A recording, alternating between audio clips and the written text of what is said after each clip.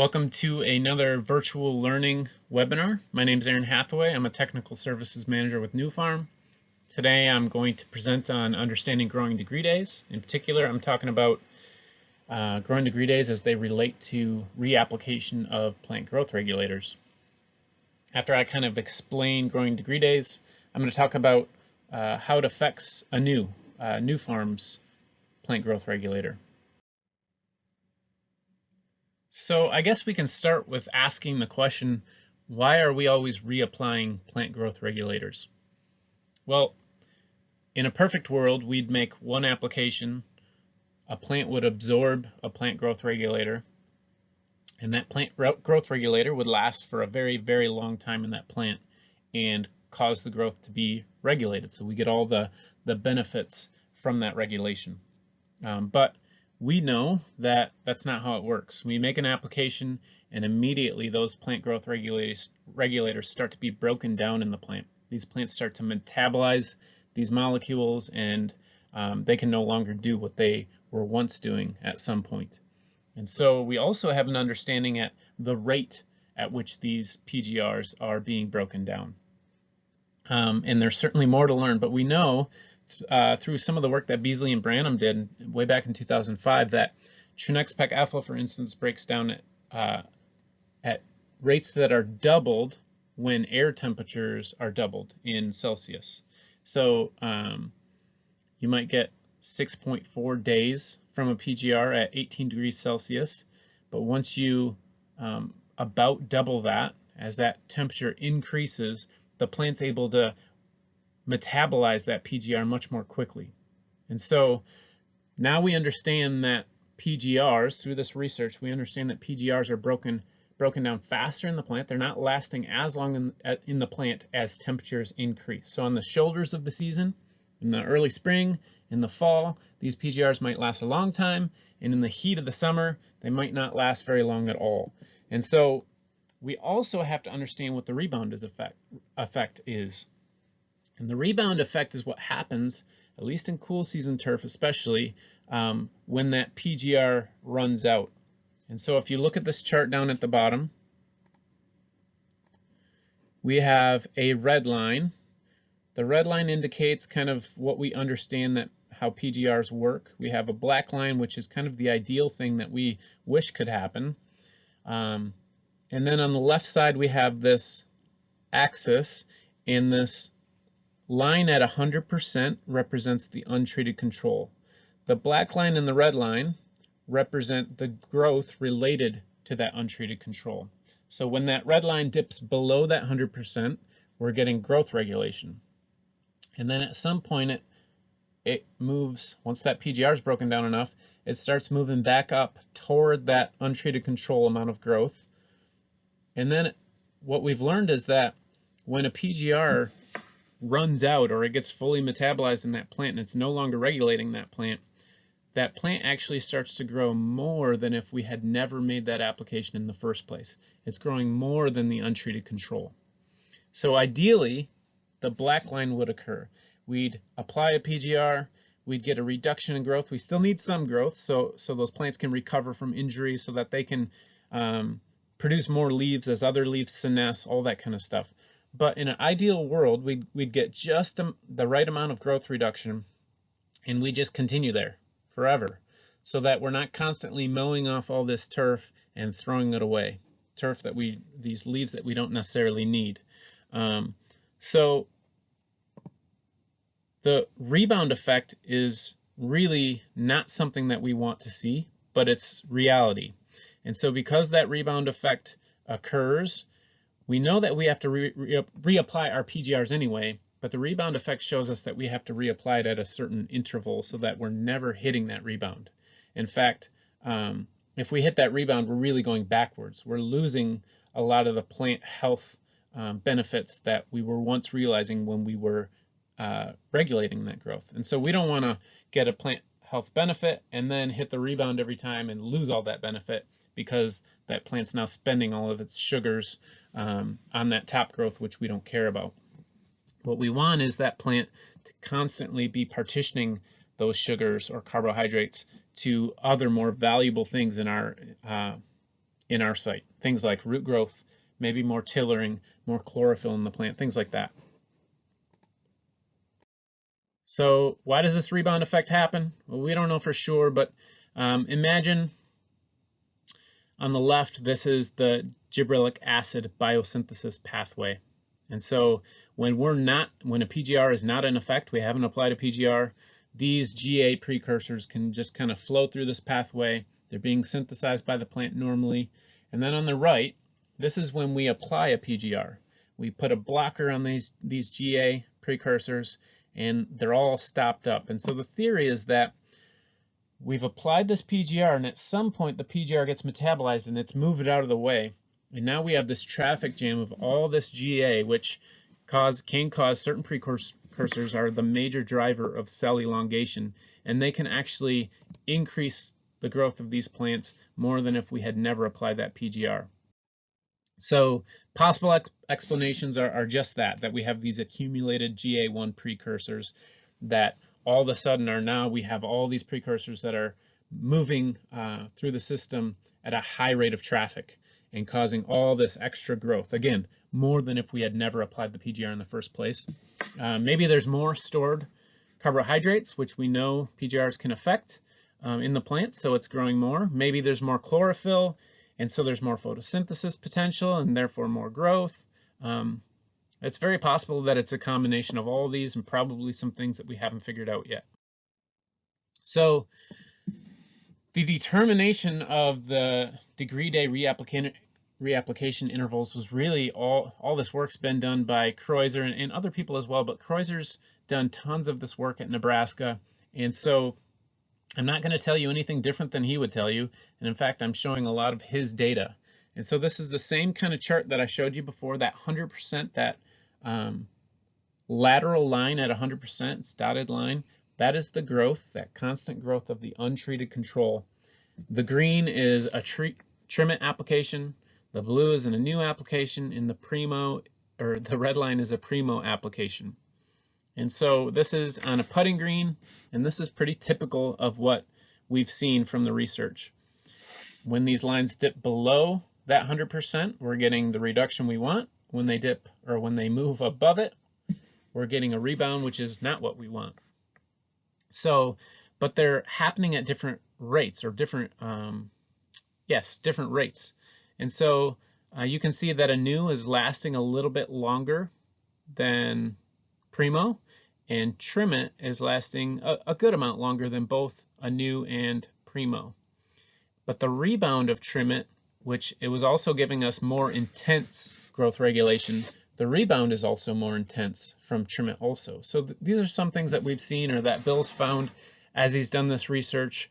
And the amount, or not just the intensity, but the duration of that growth regulation is important to us, so that we can understand how long these different PGRs are lasting in the plant, so that we can better understand when to make that reapplication, so that we're not letting those plants get into that rebound phase. So I like this graph from Kreuzer just because it shows what happens if we apply these PGRs not often enough. And so right here, this is what we want, right? We want reduced growth from the untreated control, which is at this 100% line right here. We want this reduced growth that we see right here, and we want to avoid the rebound that we see right here. Now the arrows that you see above are the applications, and so between these arrows is 4 weeks. So if we make one application on 6/23 of 2008, we get growth reduction to occur that's below this untreated control line. And then if we don't make another one in there, we see that we get the rebound that we want to avoid. And here we make our second one. Now, we can get out of that rebound pretty quickly after we make that other application. And so again, we go and we reduce growth, which is what we want. But then if we don't make one for another 4 weeks after that again, then we hit that rebound. And really, how I want you to understand this is we're canceling these things out.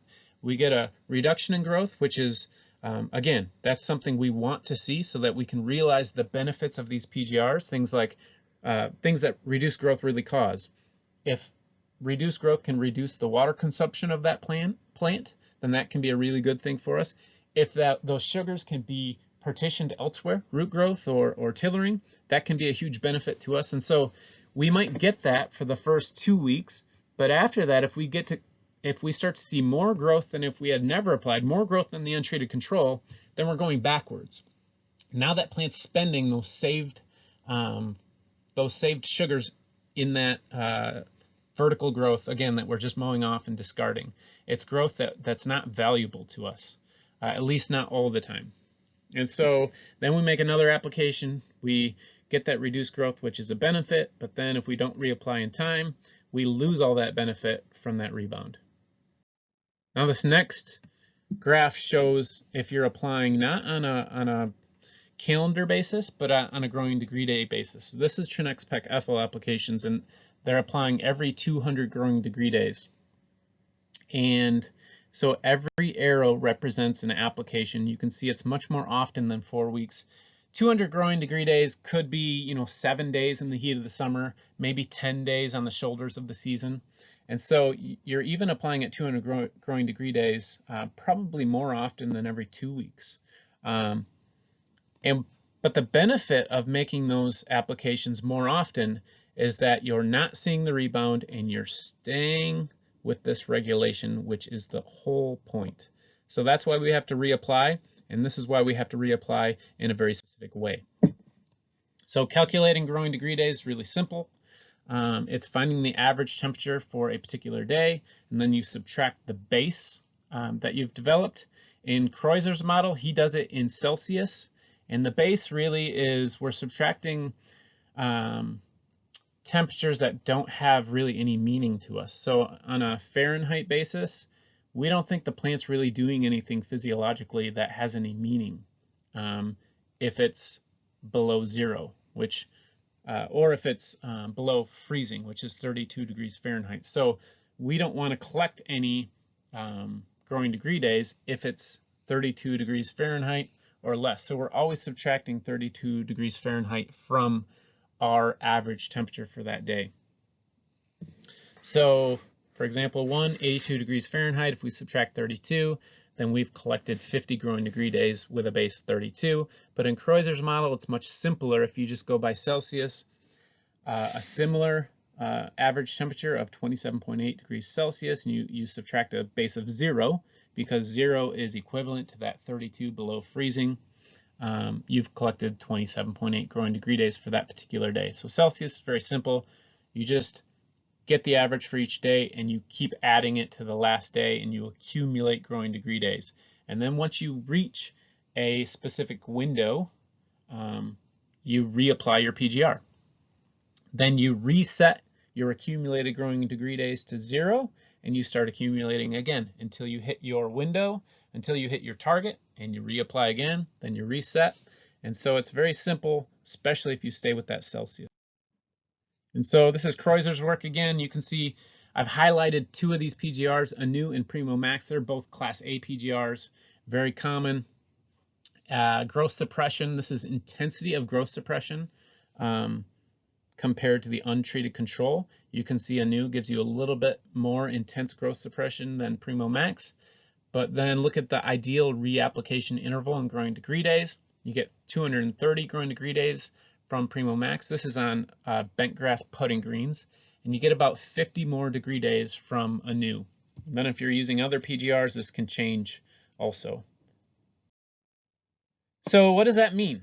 I kind of made an example. This is from East Lansing, Michigan. It's near where I live. So this is just weather data from East Lansing, Michigan in Celsius. So imagine that on day 0, which I don't have listed here, we made a PGR application of one or all of these PGRs in different places. And then we're using the models that I just showed on the previous slide from Kreuser to make our second application. So we have a low rate and a high rate. You can see with Primo and Anuew, since our target doesn't change with a low rate or high rate, that they're on the same day. But you see that with Primo, and this is in September, we're applying Primo again. If we follow that model, at 230 growing degree days. Once we get to 236, it's time to make that application. We got 11 days out of it, right? Since we made our application on day 0. And with Anuew, we got 13 days out of it from day 0. And so it's not a huge difference. It's 2 days, but I'll explain why that might be important. This is just to illustrate that you can do the same thing with Fahrenheit temperatures in Fahrenheit. You just have to subtract that base, and then your target application really changes. So you can do it with Fahrenheit, but Celsius is easier. This is just to illustrate you can do it with either one. And so reapplication timings for different PGRs. Again, this is for bent grass greens. And really, I want to look at the reapplication interval for Celsius. Again, for Primo Max, we're looking at 230 growing degree days and Anuew 280 growing degree days. And you saw when I showed you that example with Anuew, we were getting about 2 more days of longevity out of it. So why does that matter? So if you're a golf course superintendent and maybe you're on a 14-day schedule. That's when you're going out with your spray rig, you're filling it up, and you're treating all your putting greens. Why does 2 extra days matter to you? Well, the whole point, remember, is that you have to reapply your PGR anyway if you want to keep reducing that growth. But you have to follow this model if you never want to hit the rebound. And that's the whole goal, to not hit the rebound, because then you are going backwards. And so if you can get 2 more days out of it, if you're on a 14-day schedule, in our model, you got 11 days from Primo Max. That means you might have 3 days in that rebound. Now, you didn't get all 14 days from Anuew, you got 13, but at least you get 2 more extra days where you're not in the rebound. And the thing that we've seen that is if you go into the rebound, once you make that PGR application, especially Anuew, which gets into the plant very quickly and starts regulating growth very quickly, you can regulate that growth fairly quickly after the application. So Anuew just helps you be able to manage your sprays a little better. It gives you a couple extra days, and that's not just once, it's on every single reapplication you're going to get a couple extra days. And those couple extra days, if you're staying out of that rebound phase for a couple extra days on every application, they add up possibly to increased health benefits. And it's going to help you realize more of the plant health benefits from that particular plant growth regulator. So that's one big difference between Anuew and Primo, is that it's lasting a little bit longer in that plant for putting greens in cool season turf. So that's all we wanted to do. We wanted to go over growing degree days. If you have any questions or comments, whatever the case may be, please feel free to email me or call me. Thanks for listening.